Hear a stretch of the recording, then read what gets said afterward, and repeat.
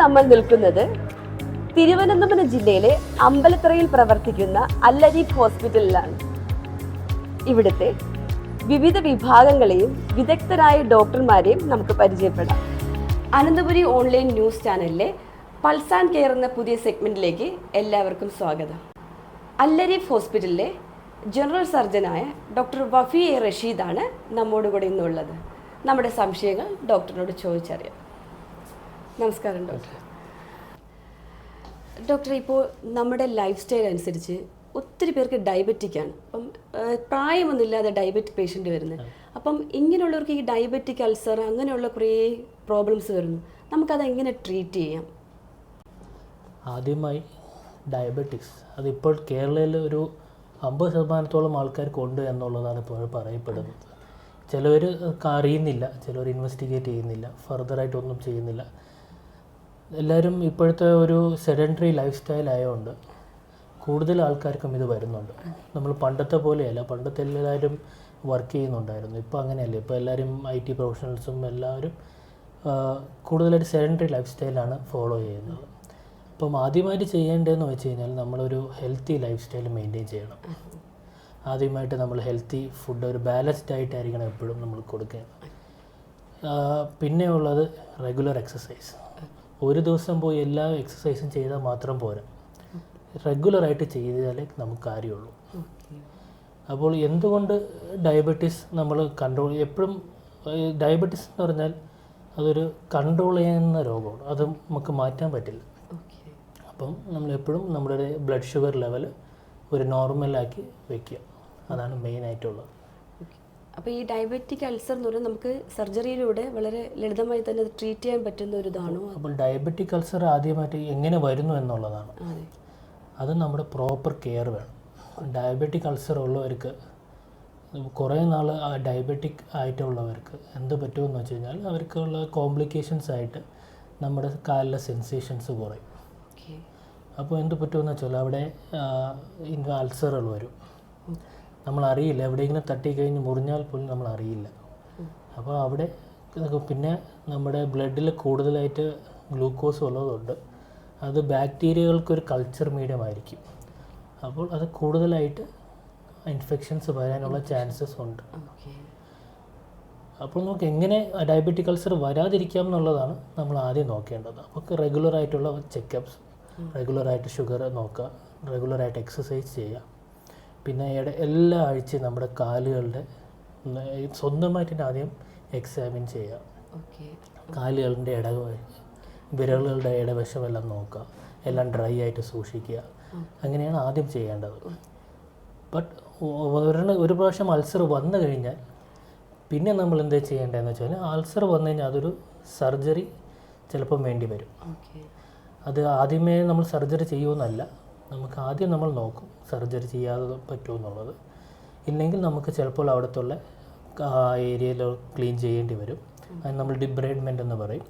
ചിലപ്പോൾ നമുക്കത് കൂടുതൽ ഫർദറായിട്ട് കുറച്ച് സമയമെടുക്കും. കാരണം വെച്ച് കഴിഞ്ഞാൽ നമ്മുടെ ഡയബറ്റിക് അൾസറിൻ്റെ പ്രത്യേകത എന്ന് വെച്ച് കഴിഞ്ഞാൽ അത് സമയമെടുക്കും ഉണങ്ങാനായിട്ട്. നമുക്കണം കൂടുതൽ അൺകൺട്രോൾ ഡയബറ്റീസ് ആയിട്ടുള്ളവർക്കാണെങ്കിൽ സമയം കൂടുതലായിട്ട് എടുക്കും. അപ്പോൾ നമ്മൾ എന്തായാലും ഒരു ഡയബറ്റീസ് കൺട്രോൾ ചെയ്യുക, നമ്മൾ റെഗുലറായിട്ട് അൾസറും മാനേജ് ചെയ്യുക. അങ്ങനെയൊക്കെ ചെയ്ത് കഴിഞ്ഞാൽ നമ്മൾ അൾസേഴ്സ് എല്ലാം പതുക്കെ പെട്ടെന്ന് തന്നെ ഉണങ്ങുന്നതാണ്.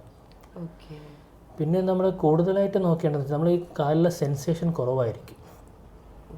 അപ്പോൾ എന്ത് ചെയ്യണമെന്ന് വെച്ചാൽ നമ്മളെപ്പോൾ റെഗുലർ എക്സാമിനേഷൻ വേണം കാലിൽ. സ്വന്തമായിട്ട് സെൽഫ് എക്സാമിനേഷൻ മതി, ഒരു ഡോക്ടറിനെ കാണിക്കണമെന്നല്ല. പിന്നെ ചെയ്യേണ്ടതെന്ന് വെച്ച് കഴിഞ്ഞാൽ നമ്മൾ ഈ ഡയബറ്റീസ് കാരണം നമ്മൾ ജോയിൻസിൽ ഡാമേജസ് വരും. അപ്പം ചില ഏരിയകളിൽ കൂടുതലായിട്ട് പ്രഷർ വരും. അപ്പോൾ അതിനെ നമ്മൾ ഓഫ് ലോഡ് ചെയ്യണം. അതായത് അത് നമ്മൾ തറയെ തട്ടാത്ത രീതിയിൽ നമ്മൾ ചിലപ്പോൾ നമ്മൾ ഫുട്വെയർ, അതായത് കാലിലെ ചെരുപ്പുകൾ നമ്മൾ കസ്റ്റമൈസ് ചെയ്യും.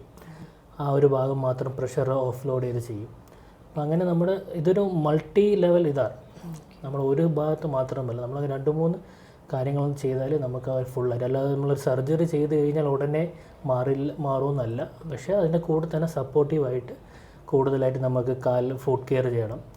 ആദ്യമായിട്ട് നമ്മൾ ആദ്യം ചെയ്യേണ്ടത് നമ്മളൊരു ഫുഡ് വെയർ, നമ്മളതിനനുസരിച്ച് നമ്മളത് ഉണ്ടാക്കേണ്ടി വരും.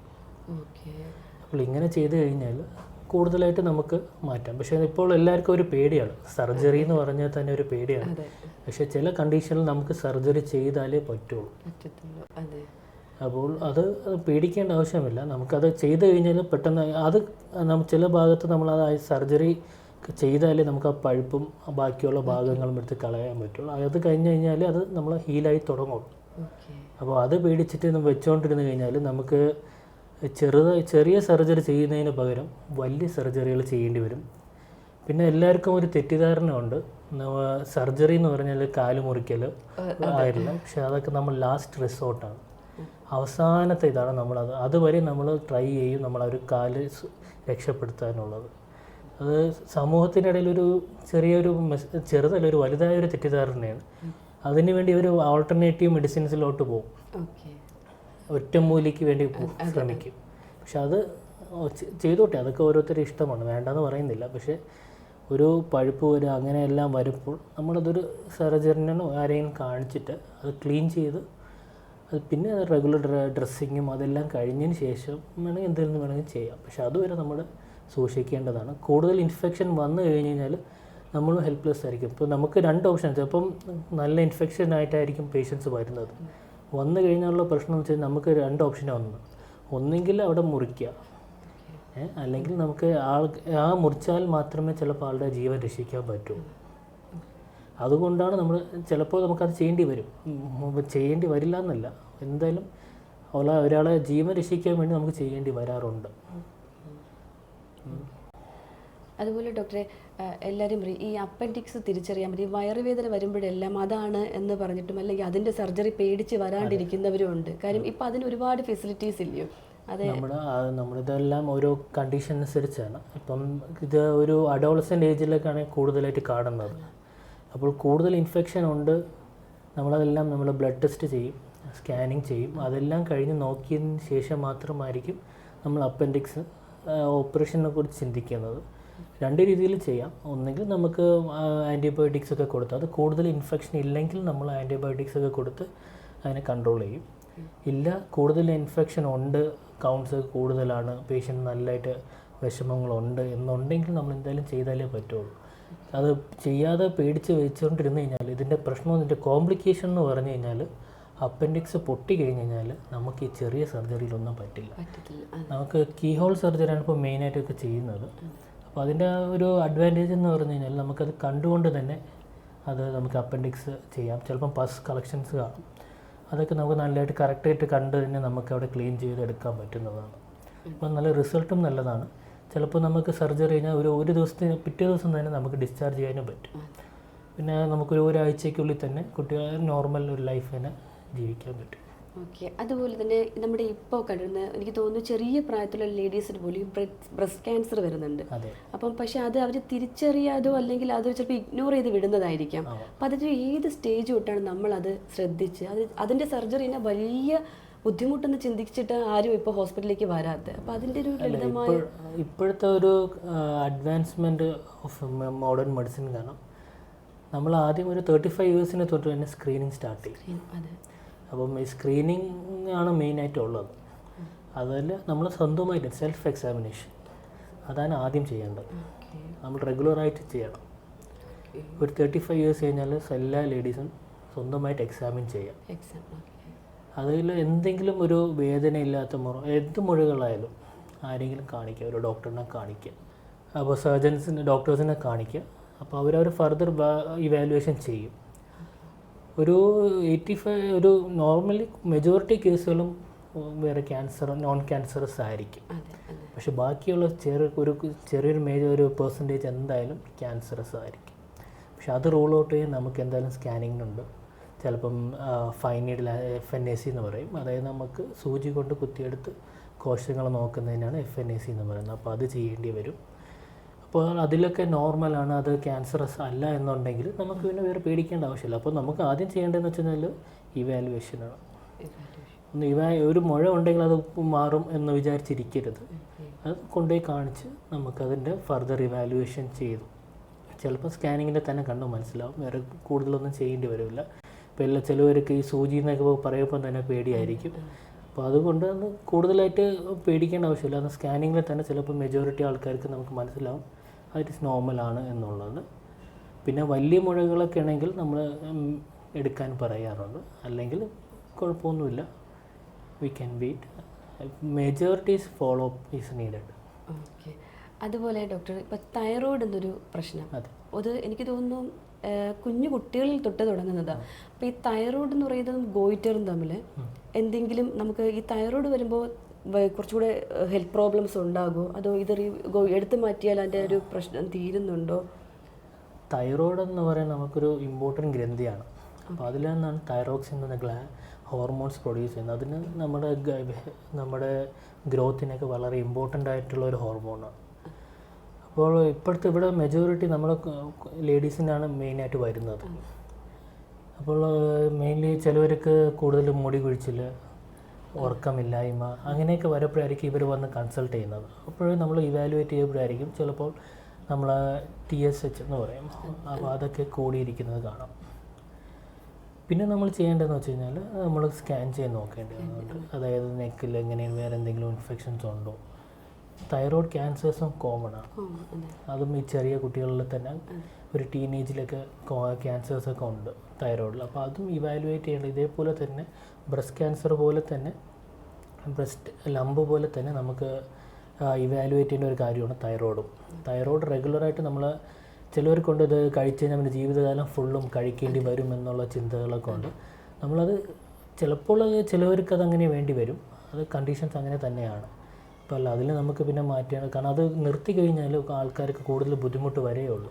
അപ്പോൾ നമ്മൾ കറക്റ്റായിട്ടൊരു ഡോസിൽ കൊടുത്തുകൊണ്ടിരുന്ന അത് ചിലപ്പോൾ നമ്മളത് കുറച്ച് കൊണ്ടുവരും. ചിലപ്പോൾ അതങ്ങ് നോർമലാവുന്നുണ്ടെങ്കിൽ പിന്നെ നമുക്ക് ഫർദറായിട്ട് വേണ്ടി വരില്ല. ബട്ട് കുറേ പേഷ്യൻസിന് അത്, കാരണം നമ്മൾ തൈറോയ്ഡ് ഹോർമോണിൻ്റെ ഫങ്ഷനിങ് അനുസരിച്ചിരിക്കും. അപ്പോൾ കൂടുതലായിട്ട് ഫങ്ഷൻ ചെയ്യാത്ത തൈറോയ്ഡാണ് നമുക്കുള്ളത്. അതായത് ഗോയിറ്റർ എന്ന് പറഞ്ഞു കഴിഞ്ഞാൽ തൈറോയിഡിൻ്റെ എൻലാർജ്മെൻറ്റ്, അതായത് തടിപ്പ് വരുന്നത് തന്നെയാണ് ഗോയിറ്റർ എന്ന് പറയുന്നത്. പിന്നെ എല്ലാവർക്കും ഒരു പേടിയാണ് സർജറിയുടെ കാര്യം. നമുക്ക് ഈ വലിയ ഗോയിറ്ററിന് നമ്മൾ വെച്ചുകൊണ്ടിരുന്ന് കഴിഞ്ഞാലുള്ള പ്രശ്നം എന്ന് വെച്ച് കഴിഞ്ഞാൽ നമ്മളിതിൽ അന്നനാളി, നമ്മളെ ശ്വാസകോശമുണ്ട്, ട്രക്കിയ ഉണ്ട് അവിടെ അതിൻ്റെ അടിയിൽ. അപ്പോൾ ഇതിൽ കംപ്രസ് ചെയ്തിട്ട് നമുക്ക് കൂടുതൽ ശ്വാസം എടുക്കാനുള്ള ബുദ്ധിമുട്ടുകൾ വരും. പിന്നെ ഞങ്ങൾ ഇവിടത്തുള്ള ഞരമ്പുകളുണ്ട്, നമ്മുടെ വോയിസിനെ കൺട്രോൾ ചെയ്യുന്ന ഞരമ്പുകളുണ്ട്. അതിൽ കൂടുതലായിട്ട് പോയി പ്രസ് ചെയ്ത് കഴിഞ്ഞ് കഴിഞ്ഞാൽ ഇതിൻ്റെ പ്രശ്നം എന്ന് വെച്ചാൽ നമ്മുടെ സൗണ്ട് തന്നെ വ്യത്യാസം വരും. പിന്നെ കൂടുതൽ നാൾ നമ്മൾ വെച്ചുകൊണ്ടിരുന്നാലുള്ള കോംപ്ലിക്കേഷൻസ് എന്ന് വെച്ചാൽ നമ്മൾ സർജറി കോംപ്ലിക്കേറ്റഡാണ്. അപ്പോൾ നമുക്ക് കൂടുതൽ ലേറ്റ് സ്റ്റേജിൽ വയ്ക്കാതെ അതിന് മുമ്പ് തന്നെ സർജറി ചെയ്ത് കഴിഞ്ഞ് കഴിഞ്ഞാൽ, കാരണം കുറേ നാൾ ഒരു ക്രോണിക്കായിട്ട് ഒരാൾക്ക് ഈ തൈറോയ്ഡ് പ്രോബ്ലംസ് ഉണ്ടെങ്കിൽ ആളുടെ ഹോർമോൺ ലെവൽ കുറയും. അപ്പോൾ നമുക്ക് എന്തായാലും സപ്ലിമെൻറ്റ് തൈറോക്സിൻ പുറത്തുനിന്ന് തന്നെ കൊടുക്കേണ്ടി വരും. അതുകൊണ്ട് അപ്പം നമ്മൾ എല്ലാവരും വിചാരിക്കും ഈ തൈറോയ്ഡ് എടുത്ത് കളഞ്ഞ് കഴിഞ്ഞാൽ പിന്നെ ബുദ്ധിമുട്ട് കൂടും.